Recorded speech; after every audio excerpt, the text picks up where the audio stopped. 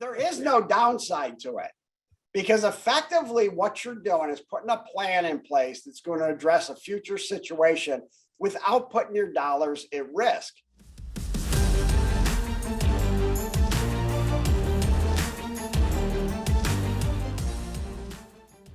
Hey, welcome to the Wealth Webinar Wednesday. I am Stephen Nagy, filling in for Chris Naugle. Chris is traveling today, but the show goes on, and we have a really cool special guest with us from One America, and he's going to be talking about long-term care and the importance of it and how it works into the overall financial planning strategy. So today is September 7th already. Unbelievable, time flies. So we were actually just up in, Chris and myself and Brent and our entire Money Multiplier team were just up in Indianapolis, Indiana, a couple weeks ago at a big One America symposium, and Kevin was there and a bunch of the other, people from the company and everything, and it was a great time. So while we were there, we were talking, we were like, Kevin, we got to have you come back on, because Kevin was on Wealth Webinar a few months back. It went awesome. People loved it. So we said, we got to get you back on. So here we are. We're here today. So how are you, Kevin? Welcome. I'm doing good. Doing good. Hope everybody else here is. Thanks for taking time out of your day to share some ideas and some thoughts and, how to move forward in your financial future. Yeah. Awesome. So a lot of One America is one of the mutually owned insurance companies we work with when it comes to the banking policies. They very supportive, great company to work with for banking and for just life insurance in general. And they have a very specialized division in what's called long-term care. And that's what we're talking about today. So Kevin, I don't know if maybe you can just kind of lay out, some basics and then kind of start from the beginning, and we'll go from there. And we do want to make this interactive today also. So any questions at all, put those in the Q&A box, comment with us in the chat box, but put those questions in the Q&A box and we'll answer those live as we go here. Steve, thanks. One of the first things that come up when you mention long-term care, a lot of people go, it's never going to happen to me. It happened to my grandmother. It happened to my grandfather, and I'm never going to be old. But what I like to say, One America specializes in making sure that at a point in time where you may need care, that you have the financial resources in place, not only to pay for the care, which a lot of people focus on, but do you have resources available to you and your family that allow you for that to move forward. So what I ask everyone on the call, I don't want to think about finances. I don't want to think about, what might or might not happen to you in the future. I want you to picture in your mind, should you ever need care, what's the lifestyle you envision for yourself? Sure, you envision a great lifestyle for yourself moving forward. That's why you're dealing with Chris and with Steve, and you're putting your financial future together so that you could do the things that you want to do as you move forward in life. You have the finances available, but what's the life you envision for yourself should you ever need care? I'm sure what you're thinking of is you're at home, surrounded by your family. You can reach out and touch your loved one. You can hold their hand. You've got a smile on your face, the sun shining down, probably drinking a beer. If you're from the Buffalo area like Chris, you're watching the Bills win the Super Bowl. You finally got to that point in your life where they're doing that. But how do you put in place, and what we're here to talk about today is how do we guarantee that you can have the life you envision for yourself? So how do you put together a plan now that does two things? And you have to ask yourself, am I being a good steward of my financial future and my family's? I'm sure you are, or you wouldn't be on this call. But should it ever happen where you need the additional resources to address a situation like that, is the money and the resources available? So are you being a good steward? But more importantly than anything else that you can think of from a financial standpoint, this is something that requires you to put together a fellowship. It's a fellowship you've put together in advance to make sure it's a success for you and your family. So in other words, who are the people you want surrounding you? Where are you receiving the care? 75% of the people that have coverage or put a plan together receive it at home, exactly in the place where they've envisioned that would be for them. And what we hope to share with you today is some steps that you could take and ideas that you can think about that put you in a position to live that life you've envisioned for yourself. Yeah, absolutely. It's, as a financial planner, it was a big deal when we would talk to people about their overall strategy. It's amazing it's one of those things you don't want to talk about because you don't want to think about being in that position or you're the one needing the care or having to care for one of your loved ones. And when the time comes, like having that there though is just so important. And it's one of those things, again, it's a tough conversation, but it's one of the conversations that we have to have. We talk about, what can destroy you financially, what can just, create your retirement not to go the way that you want and things like that. And disasters, disease, divorces, all these different things that can happen. And whether they're going to or not, but getting old happens to everybody. And it's one of those things where if you have, it's definitely a nice thing. So one of the things you have to think about, you talked about, what you're doing financially. And I talked about the stewardship and the fellowship that you can be putting together. And you talked about the reasons people don't want to talk about this. Well, it's not a very nice thing to talk about to begin with, because nobody envisions themselves needing care. But if we age as a population, it is possible. There's a 70% chance at some point in your life, you'll need some sort of palliative care. Now, I want to compliment everybody on this call. I know what you're thinking right now. I know what's going through your head. I'm the other 30%. It's the other people not on this call that are going to need the care, because you're going to be a caregiver. And what we're sharing with you today is a way for both the caregiver, it's going to be your family member at some point in time, and yourself to get what you need. And when you think about it, there's a 70% chance on one individual. For those on the call, I'm sure there's a lot of people on this call that are a couple. There's a 91% chance at least one person in a couple will need it. A 49% chance both will need it at some point in time. And why is it so hard to think about it at a younger age? Is because, well, the first case we see coming in is usually about age 81. And when you're 51, you're thinking, I'm still going to be running marathons at 81. Probably won't happen. But by putting together a plan to live the life you envision for yourself in a place that you're at, but from a financial standpoint, no matter what your plan is, and as long as you put a plan together, that's what's important. I'd ask you to put 3 criteria up to the plan when it comes to it being able to live that lifestyle you've envisioned for yourself. The first is, does it preserve your capital? Now, Stephen said, it could be an event that wreaks havoc on your financial well-being. So does it preserve that capital? In other words, not just in that situation, but does it give you the ability to, no matter what dollars you put up, if you live, if you walk away from it, or if you die, you get the money back. But by putting those dollars up and being able to make an investment in a lifestyle you envision for yourself, is it the most effective? And there's a lot of plans that are effective, don't get me wrong, and I compliment you if you've already put one together. But from a tax standpoint and a resource standpoint, is it the most efficient plan? And last but not least, for anybody here that's been through one of these situations, I'm sure you know it's not just the money. Does it give you more access and control over dollars, your own and what's available to you, and resources that are available to address that situation? So does it preserve your capital in that lifestyle? Is it the most effective and efficient plan?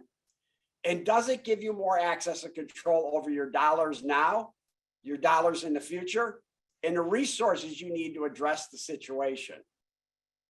And I can tell you that for the people with policy, 75% of them are staying at home. They're getting the care that they need, and it's not a drain on their resources. And they find that putting the dollars up was the most efficient plan from a tax standpoint also. So they're just asking, I guess what's involved in starting a long-term care policy, aside from the money, do they need to get a health physical, or what's the qualifications look like? So what One America does, very good question, probably the most common question you're going to get. At this point, you're going, Kevin, sounds great. I do want a lifestyle and vision for myself, but let's cut to the chase. How do you do this? How does somebody put the most effective and efficient plan together and giving more access and control? What One America specializes in is taken very similar to what you're doing now. We take a life insurance policy, it's a whole life policy, or an annuity, and give you the ability and a joint policy, so you can put both people on one policy, the ability to leverage the value in that policy should you ever need care, with the added benefit of adding a rider to the policy That means that no matter if you use all of the money up in the policy, it will continue to pay your claim as long as you live. You can live to be as old as Methuselah, 969 years. We would continue to pay that claim for you. So you're leveraging a life insurance policy or an annuity. Of course, just like now, because it's in a life insurance policy or annuity, there are underwriting requirements. But one of the benefits One America brings to the table is the fact that we will look at people less than healthy also. So you might be thinking, wow, can I really get this policy? I'm 68 years old, or I'm 65 years old. I'm already have some health issues.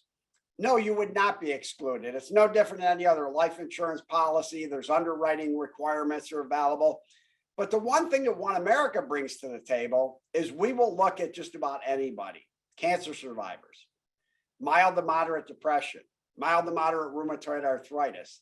We're the only company, that looks at type 1 and type 2 diabetics. I use my own case for an example. I have a policy with One America, and I do a really good job of keeping myself in shape, work out all the time, do a lot of hiking, visit national parks. Everything's in line.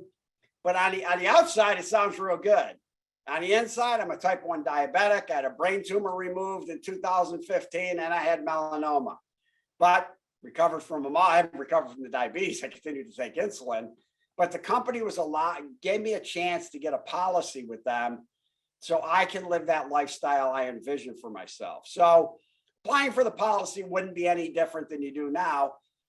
But the thing that the policy does, more than just offer you financial benefit, because a lot of people say, well, couldn't I do that in my current structure?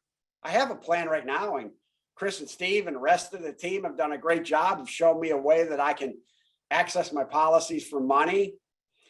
But this policy allows you to keep the other assets and preserve them. Well, this one provides you those resources. Now, the thing that this does that other plans don't do, everything is paid tax-free. Everything is paid directly. You never have to worry about paying a bill. Your loved ones never have to worry about paying a bill. We give them access to claims concierge, which, should you ever be in a situation where you need care, they have a 1-800 number that they can call at any time, get their questions answered. There's a good chance if you bought this when you're 60, at 81 years old, you've had the policy for 20 years. Your family just pulls it out. They go, you need to have coverage, but how are we going to get it instituted? We're there to answer the questions. These are One America employees. They're based in Indianapolis. It's not a 1-800 number somewhere else or a third party. They're there to give the family support. But you might be in a situation you're saying, Kevin, that's great, but I live in Boca Raton, Florida, and my kids live in Milwaukee. How is this going to help my kids in Milwaukee provide care for me should I not be able to speak for myself? Very valid question. There's 1 month of benefit available in the policy per year that allows them to hire their own claims concierge. So they could call somebody in Boca Raton and say, look, my mom or dad needs care. This is the care that they need. This is the money we have to spend.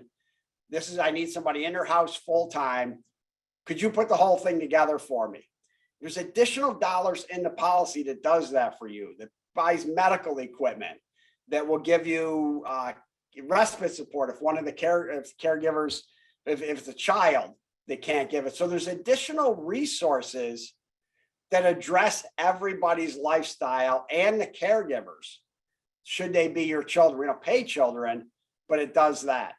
So it's just leveraging money in the same way you're doing it now, but the policy offers additional resources to make sure that the family, as well as the patient, maintains their independence and dignity over time.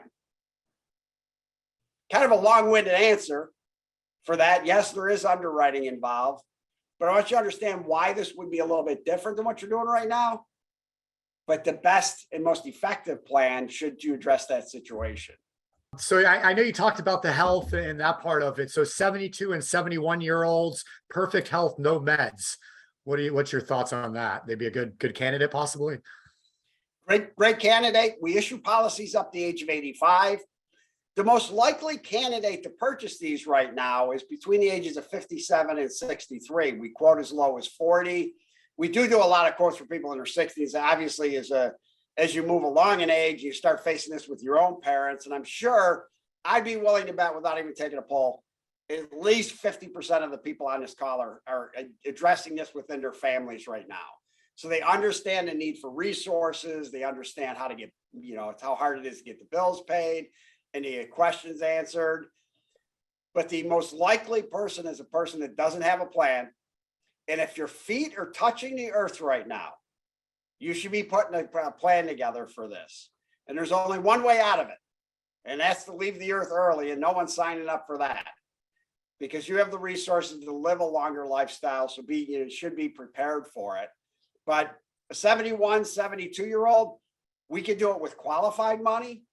If you're not using that money, you could send it over from a life insurance, possibly a cash. And we also allow you to pay for it whatever you're comfortable with. You can do a lump sum. You can pay for it over time. Like I said, you can use qualified money. You can part with a lump sum and pay for the rest over time. So Steve and Chris and the rest of the gang, they have the ability to design one that fits your lifestyle and your financial needs to be able to get it paid for. Yeah, definitely. All right. So just to clarify, if somebody has an existing One America policy, there's no way to just add long-term care onto the existing policy, right? They would need it would be a new policy. Correct. And a very good question for those people. And thank you for believing in One America to begin with. Now, the existing policy would be a true standalone life insurance policy. These policies, although we're leveraging life insurance, really are meant for long-term care and have a long-term care rider on them to be able to do that. But good question. Yeah, absolutely. Here's one. Nathaniel's asking, can international students get whole life insurance? You have to have a tax ID number in order to be able to purchase the policy. You said an international student. You mean somebody who has a temporary visa currently? You actually have a U.S. address and a U.S. Social Security number or a tax ID in order to purchase the policy. No different than a standard life insurance policy. It really doesn't differ than the purchase of a standard life insurance policy if you've done that already. Same rules would apply. Right. So just another age question. There's not a cutoff age for these then, Kevin, right? We will issue the life insurance policy up to age 80. We will issue the annuity up to age 85.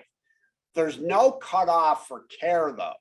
So for instance, if you bought a policy at age 60 and you needed care at age 101, policy's still good. Policy lasts forever. There's no cutoff on the policy at all when you start receiving care. And because we are the only company that offers lifetime benefits. And here's the real benefit to a One America policy. Because we're the only company that does joint policies. So we're right on both a husband and wife in one policy. So we have one policy that'll cover two people in three ways to get your money back. If you live, you're going to take the benefit from it because you never needed care. And hopefully you'll be one of the 30%. If you decide to walk away, you'd get the cash value. No different than your life insurance policy now. But you're most likely to use it for long-term care and the amount of money can't run out. So in a joint policy, let's say the first person needs care and they need care for 15 years. It's one of those Alzheimer's or dementia or Parkinson's events or worst case scenario. The spouse is worried about what happens to me. We've used up all the money in the policy. How am I going to pay for my care? They never have to worry about where they're going to get care from. The policy would give them the same level of coverage for however long they needed it without having to access additional resources of your own for that period of time. So that's the benefit of the policy. So it's going to pay no matter how long you need it for, and pays for two people. And when the first one needs care, surviving spouse never has to worry about, what about me? We don't raise prices. We don't ask you for more money. And there's several different ways that you can finance the deal also.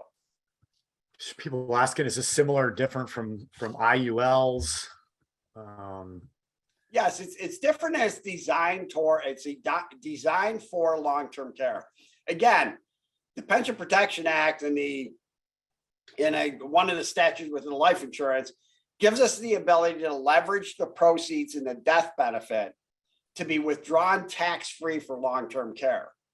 And again, the benefit to the individual and to their family is that with Claims Concierge, we take the onus, and for those of you taking care of people, think about, how do I arrange care? How do I get these bills paid? How do I get my questions answered? And I give you a scenario on how do you get your questions answered. And for those of you that haven't been through a scenario, what you might want to think of. So we're going to pay those bills directly, which I always like to say, make sure our goal is to maintain the independence and dignity of both the patient and the family members as you're going through one of these situations. Free up more of your time, give the ability to make sure your loved ones are getting the care that they need, but to be able to get on with your life also at the same time. And if you think about how hard it is to get care, a lot of people think of these as health events. They think, well, I get sick, I go to the doctor gives me a prescription, or I always like to relate it to a knee problem. So let's say you fall down, you tear your knee up, you call the doctor, you call an orthopedic, and you say, hey, I think I tore my knee up.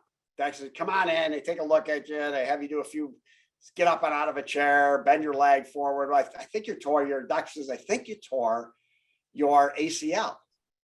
We're going to have to send you for an MRI. Got one right here in the office. No problem whatsoever. You come in, we'll have the radiologist read it. Then we'll tell you what you need. So you go and get the x-ray or the MRI done, go back to the doctor, say you need surgery. You show up Thursday morning at the hospital. We have everything arranged. We've already called your insurance company and you only have to pay $200. We'll bill them for the rest of it. If I was using that example as a long-term care event, your access to answers and resources isn't as easy. For those of you who have been through this, you know this. Same situation, you tear your knee up. You go to the doctor. Doctor says, I think you tore your knee up. Here's what I want you to do. I want you to go find a place to get an MRI done. And I can't tell you where any of these places are. And I can't tell you how it's going to get done. And then you're going to have a radiologist read it. You're going to find a radiologist, have them read it, send it over to me. If they send it back and you need surgery, I will show up for the surgery. You're going to have to find a hospital. You're going to have to find a team of nurses. You're going to have to find a team of anesthesiologists. And if any of them don't show up the day of surgery, it's up to you to make sure you have somebody else to fill in.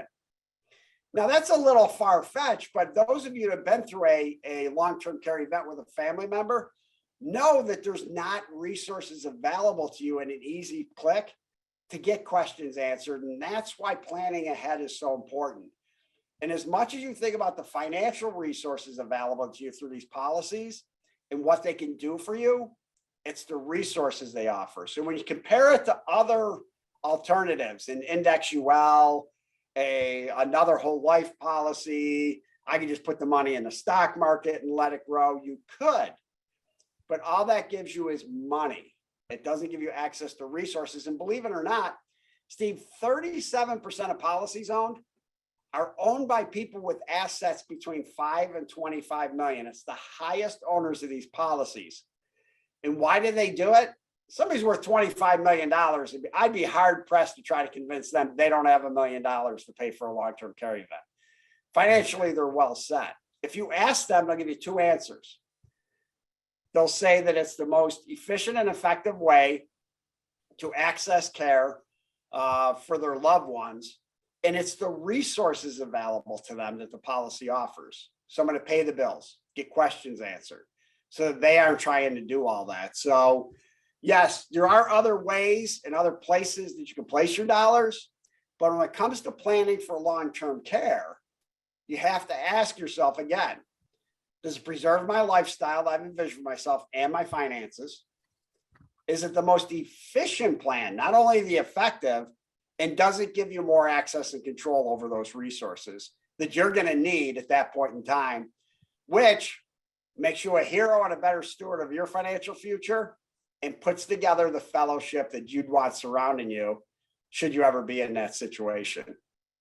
I love it. All right. So that's a great explanation, Kevin, of just, it's not a financial thing. It's a matter of just time and service and not having to worry about things. But so I get a lot of questions kind of coming in that are kind of similar. So as you know, we do a lot of banking policies, the infinite banking concept. So high cash value, immediately take the loans, use the money. So can you just kind of maybe, and when we talk about those, the client basically determines how much they want to pay into the policy premiums each year. Like they decide that, things like that. So can you just kind of lay out maybe some differences in what, a banking policy like we typically do and what everybody's used to seeing versus this long-term care policy, maybe the differences and maybe, what the premiums might look like, or, any other similarities or differences? Can you kind of lay that out maybe? So very good question. Now the premiums, I couldn't tell you off the top of my head what the premiums will be because it's going to differ just like your other policies based on your age and your health. And whether you're buying a joint policy or a single policy, whether you want a limited amount of coverage, you want lifetime coverage. I will say this, if a 61 and 60-year-old healthy couple gave us $150,000 and the policy went through, they'd receive approximately $5,500 to $5,700 a month in benefit, which would equate to, I think, a $97,000 or $100,000 death benefit, somewhere around there. So in other words, we guarantee both people over $60,000 a year tax-free for the rest of their life, or as long as they needed care. Those benefits available to them out of the policy. And if they should never use it, they get whatever death benefits last. It's guaranteed never to run out. It's guaranteed never to go up in price. The older you get, the more expensive it gets. Why? Because we're crunching the time on when you're actually going to need the policy. If you come to us at age 78, we only got about 3 years to work with before we determine if you're going to need the policy. You come us to at 58, of course, it's going to be a lot cheaper. What do we see most people doing? And this is the one thing you have to think about as I understand it, and if I'm wrong, please correct me, Steve. If you're borrowing money out of the policy, it works because you're paying yourself back.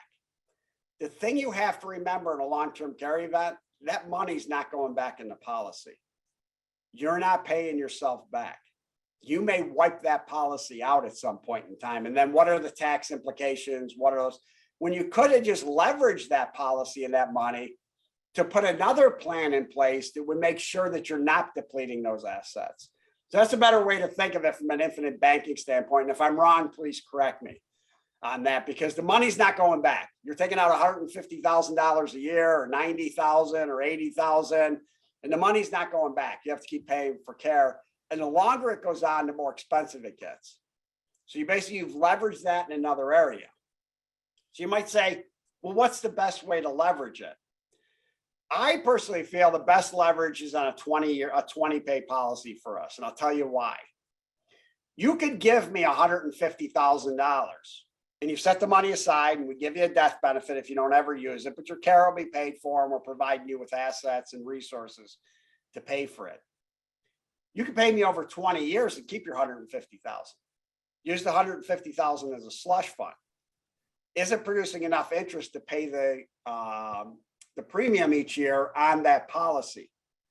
The end of 20 years, it's a good chance you still have your $150,000 and you have a fully paid for policy that's going to offer you not only the financial resources, but the resources available to address everything else you need, and you still have all your money. So I can't make it do both, but you can leverage your assets better now to plan for the future without giving those assets up. And a lot of this kind of boils down to your situation, so, you're like you're saying, Kevin was saying, age, health, financially what it looks like, what kind of care do you want it to be, lifetime or a certain amount of time or and all this stuff. So every person is different, every situation is different, every family is different. So a lot of these more personal questions and specifics, Kevin and his team are going to be able to answer on a phone call with you, right, Kevin? Is that what we're doing? Correct. So I was just going to bring that up. So if you have any questions, we have partnered with Steve and with Chris and the rest of the team. It's a gentleman by the name of Jack Lenenberg, who would be your key contact and any questions to be answered. Jack has a long standing in the industry. He's an expert on long-term care. He can address your questions. I'm available for Chris and Steve and his team, to answer case design questions also, if they should have any. And it will depend on your situations. One of the things we provide, of course, you're going to think, number one, how much coverage should I buy? It's going to differ by where you live. Obviously, Milwaukee, Wisconsin is going to be a much different cost than Los Angeles, California, and how much care is available. But we have a calculator where you can calculate out over 20 or 30 years based on where you live, what that might cost to give you an idea of how much coverage should I actually go out and look for. The other thing to keep in mind, since everybody has different financial resources, everybody wants to take a different amount of risk on what they leave on the table or what they might want to pay out of their own pocket. Having some coverage is far better than having no coverage at all. Whether you have $2,000 a month in benefit or $20,000 a month, you still get 100% of claims concierge and somebody to lean on should have questions. So it's going to be based on your own personal situation, and Jack's an expert and being able to work with people on what's going to fit your situation. And it's going to differ by, whether you have one person that's uninsurable, one person that is, what the health looks like. I mean, we did it myself and my wife's policy. My wife lived to be 150 years old, and I got a bunch of health issues. So, you have to really dig into it before you can recommend a specific plan. But Jack is the expert available to everybody on what they should be looking for. But the best thing to start with, and I'll give you some pointers on where you should start. First thing to start is thinking about the lifestyle you want for yourself. Number two is have a discussion with your family, especially your children.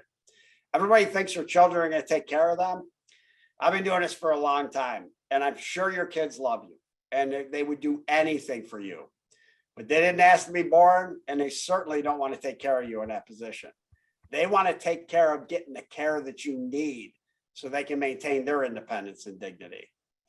And then once you have a conversation with them and you've articulated to them, should this ever happen, this is what I envision for myself, and we're going to go out and put a plan together. That's when you get together with Jack. I've discussed it with my family. We've really thought about this. This is what we're looking for. Could you help us design a plan that's going to meet the lifestyle we envision for ourselves at some point in the future, should this ever happen? Here's a good question. If you do a joint account and one person passes, will survivor get double benefit if they keep living? No, very good question. The most common question we get is when we quote you a benefit. So for instance, if we say the policy will give you $6,500 a month, it's not a shared benefit, it's per person. So you know that each person has that much per month. When the first person passes, the second person has their amount available. It's still just $6,500 that's available in the policy. I can tell you in most situations, the way these policies are designed, by the time you get to the second person, you probably have exhausted the death benefit and the first person has, and you're into the rider and we're paying for the claim. At that point in time, you're not looking at cash value and death benefit within the policy. But that's a very good question, the most common question. And these are second to die policies also. So there wouldn't be any death benefit paid out, obviously, because it wouldn't benefit the surviving spouse until the second person passes away, if there's anything left in the policy. If you're single when you take out the plan, can you add a spouse in the event you get married after the plan starts? You can start a new policy, but you wouldn't be able to add to that policy. Very good question, a common question we get. And for younger individuals, this question comes up a lot. And I'm glad they asked this, whoever asked that question, because it sparked an idea in my mind. A lot of younger people go, look, and I agree with them. At that point in their life, you're in your early 40s, your late 40s, your early 50s. You're going, look, I need to focus on getting kids through college, paying off a mortgage, saving for retirement. We have a lot of people that are stacking policies. So you could buy a policy when you're young, where you're going, look, I know I'm healthy. I know I can afford some coverage. It might not be the maximum amount of coverage I'm going to need in 40 years, but at least I got something in place. And then every 5 or 10 years, they come back to us and they buy another policy. There is no coordination of benefits with long-term care. So if you own 5 policies and you went on claim, you actually could use all 5 of those policies to make sure the claim gets paid for. And we do see very effectively younger individuals, those between the ages of 40 and 55, really, that are interested in this, as part of the financial plan, starting to stack the policies over time so that they can get the coverage. And you have changes in marriage, you have deaths and divorces and family changes. So, it is flexible enough to let you change with that to go out and get another policy. All right. Here's a good question, actually, Kevin. I'm going to ask you this because I get asked this all the time on the phone about whole life policies. So let's see how you answer. So what are some of the downsides, if any? Well, I'm kind of biased, so it's hard for me to say. There is no downside to it, because effectively what you're doing is putting a plan in place that's going to address a future situation without putting your dollars at risk.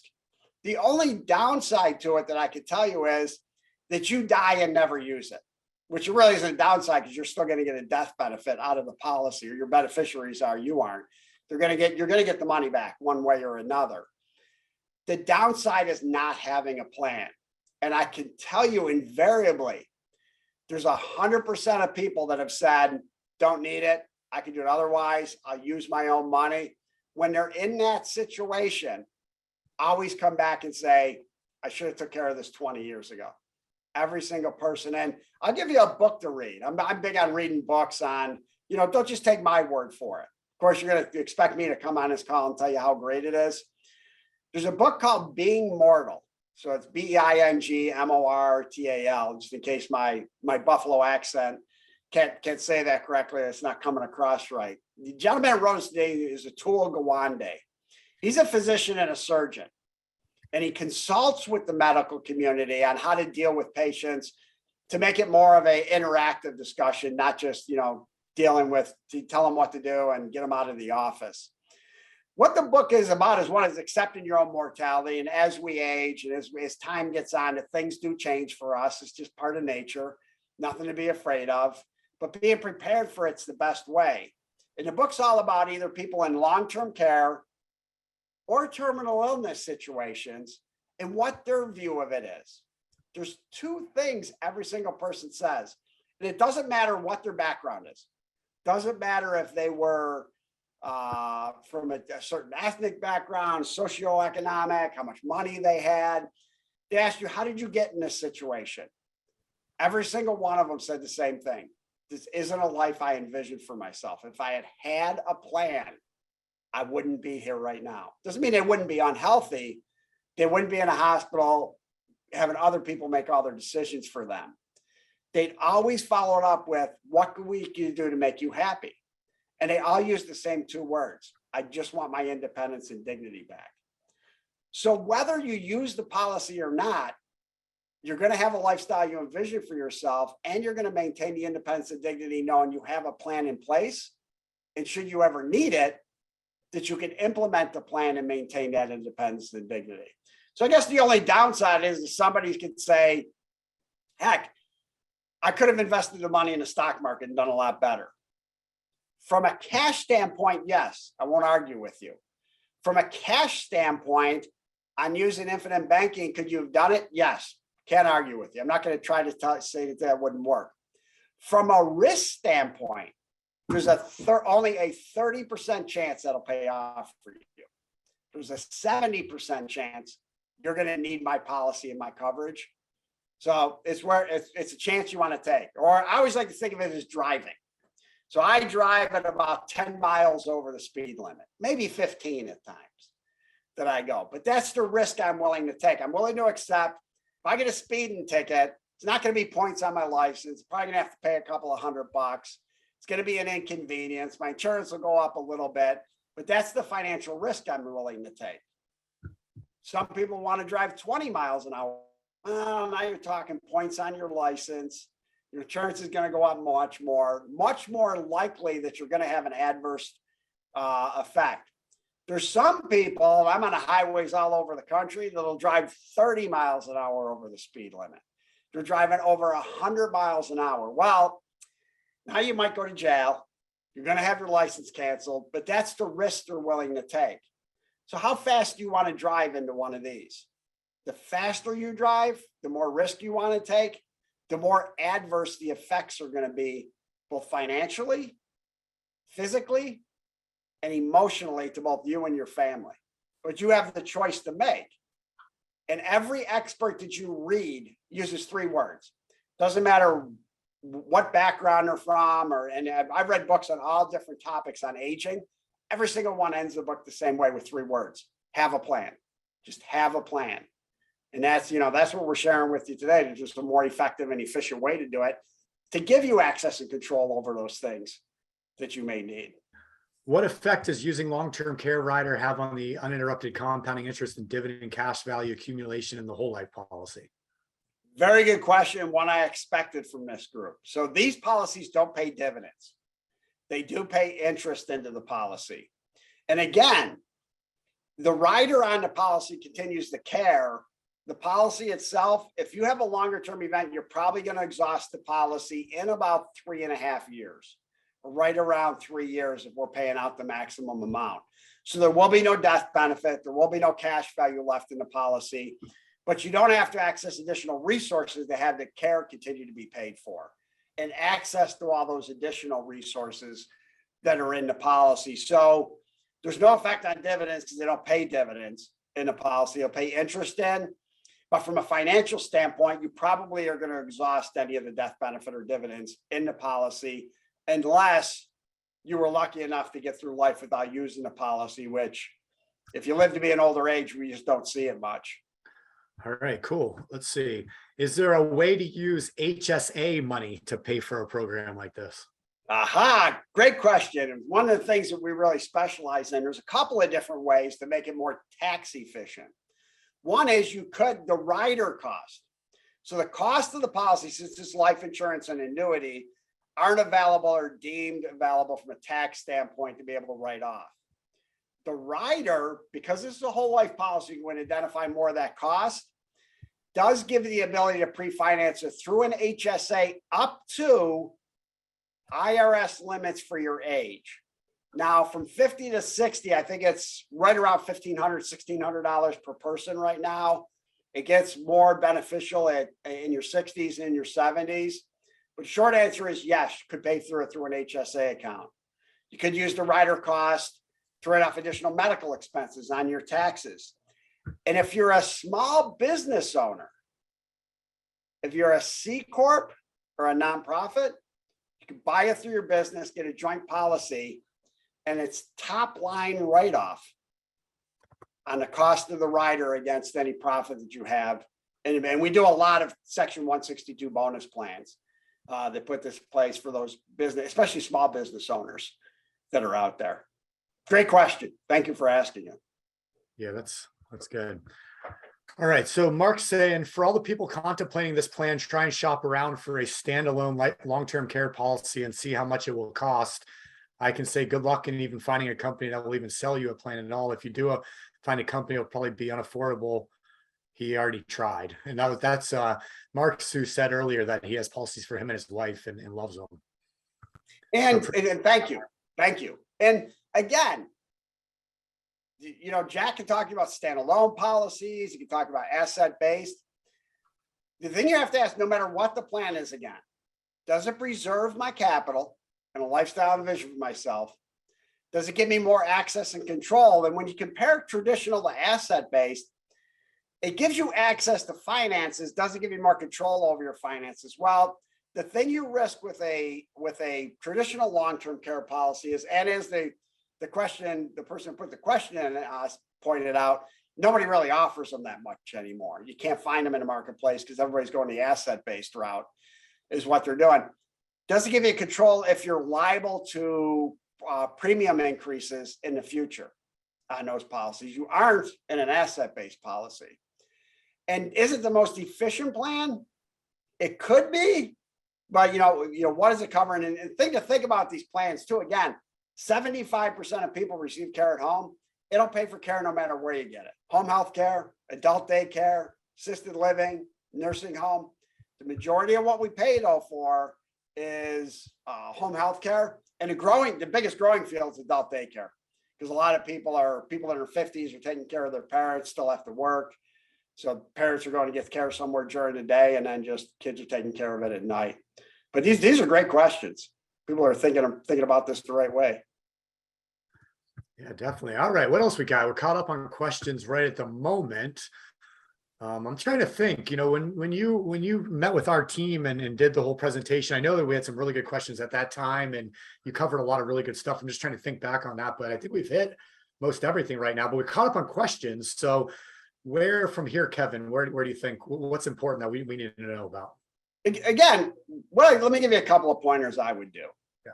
The first thing is think in your mind, what lifestyle do I envision for myself? I know as part of it's in my medical directive. I actually had my lawyer put it in my medical directive, how I am to receive care if I ever need it. Because the toughest part is leaving it in your family's hands and going, yeah, dad needs care, but how do we do it? Mom needs care, but how do we do it? You leave it up to them, or as one of the people I work with says all the time, my job is to make sure your kids are still talking to each other when you're not here anymore. So don't put them in that position. But once you think of that lifestyle, work with Steve and Chris and the rest of the team on, what's available to me that most effectively and efficiently I can deliver on this, that I have more access and control over resources, that I can put more independence and dignity back in the hands of my children and let them get on my life, and I can maintain my independence and dignity. And the people that do that, and as we close up, let me share what happens when somebody passes away and their family writes us a letter. I've been doing this for decades, started back in the business in the mid 80s. And I've worked for several companies that offer plans like this.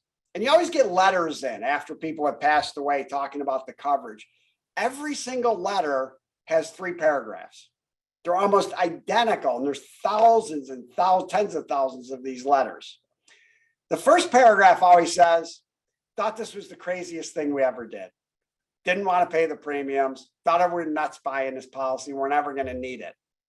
Second paragraph talks about, we would have been destitute without it. We actually cashed the policy in. It gave us the lifestyle we envisioned for ourselves, gave us the resources that we need, and it kept our family together. And it always closes with, I want to thank the company for providing all those resources, to giving us people to talk to giving us the emotional support. So the people that have been through this, if you've talked to anybody, and there's some people on the call that say they have policies or going through this with their family, they will tell you the best plan is to have a plan. And by having a plan is kind of accepting we're all going to age at some point. The body just doesn't keep up. There's a cure for this. You have to do 2 things. I can almost guarantee you won't go through this if 2 things you can cure. One is you leave early.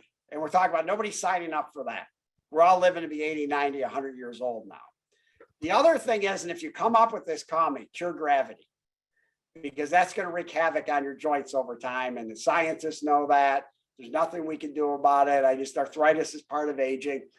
Another thing to think about your own situation. 65% of the people over age 60 are taking 3 or more prescription drugs a day. So be a student, think about what your financial and your lifestyle looks like in the future, and then just put the plans in place and have open conversations with your family and with your financial advisor on, hey, how do I best position myself?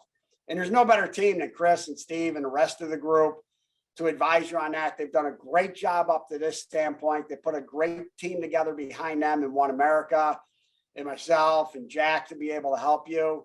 So there's people there that want to assist you in moving this forward, but it's up to you to take that first step and be a good steward of your financial future and put together the fellowship that you envision for yourself at some point in time.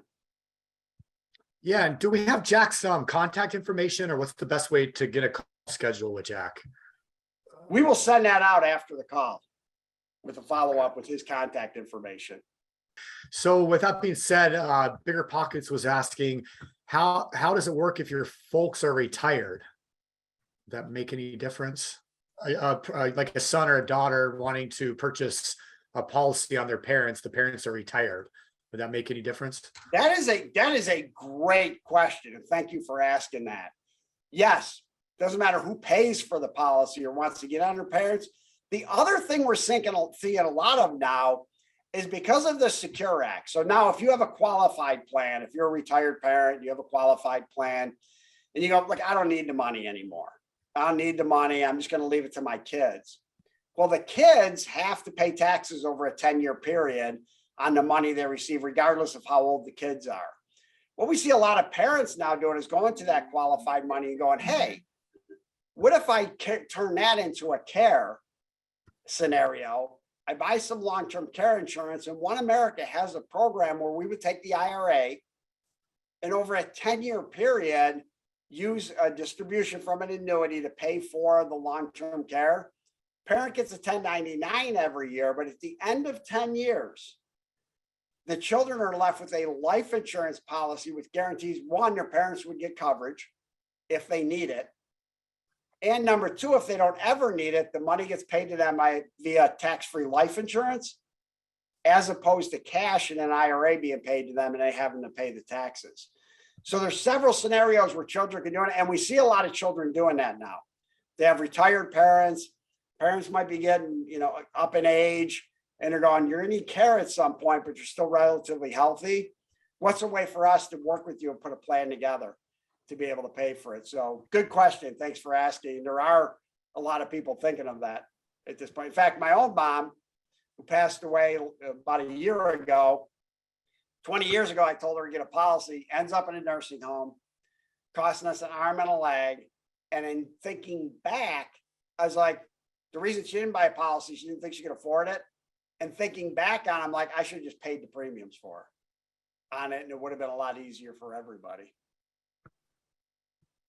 All right, perfect. Yeah. So what we're going to do is anybody that wants to talk about long-term care, you want to schedule a call with Kevin, Jack, and our team, what you'll do is just send an email to Shauna@chrisnaugle.com, and Shauna will arrange all of those phone calls and get you guys on the long-term care specialist schedule.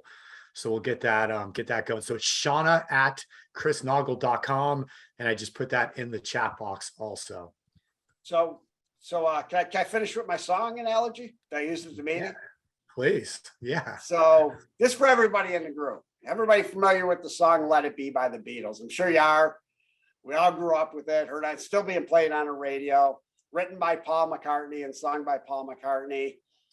Here's where that song comes from. So when the Beatles first met way back in the 50s in England, Paul McCartney and John Lennon had something in common, and both their mothers passed away from breast cancer when they were 15 years old.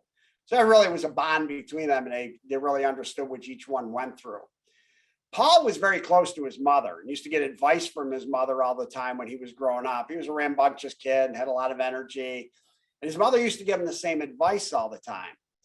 So as he aged and got older, he always held his mom close to his heart, and the things that she would tell him.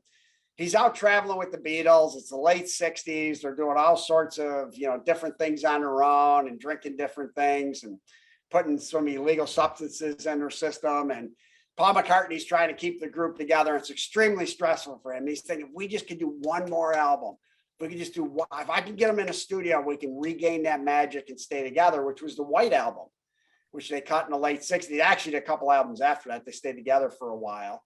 But he was extremely stressed out, and they're on tour, and he goes back to his hotel room. He goes to sleep, and his mother comes to him in a dream. She says, Paul, let it be. Just let it be. And that's the advice she used to give him as a child. Well, his mother's name was Mary. And that's why the song starts that way. When I find myself in time of trouble, Mother Mary comes to me, speaking words of wisdom, let it be, let it be. You're probably wondering why I share that with you. Number one, so you can be a hit at the next cocktail party and things get boring, you got something to talk about. But also, this is how you should think about long-term care and having a plan. It's on your mind.